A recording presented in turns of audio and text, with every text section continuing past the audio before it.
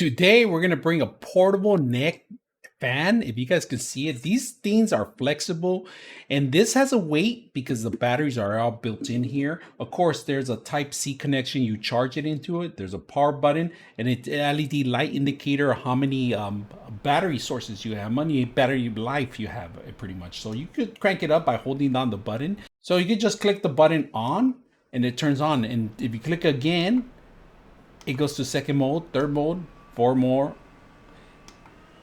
I don't know, four modes, if you guys can see it. And all the fans, they're pretty much circulating.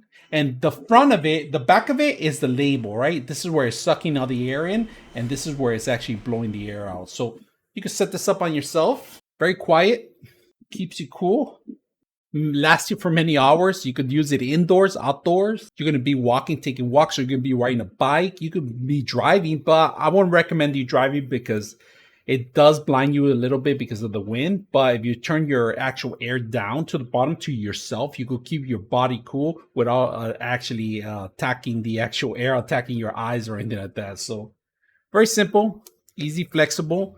You can move them to your ears, like near your ears. That's if you're sweating a lot, put them in different directions.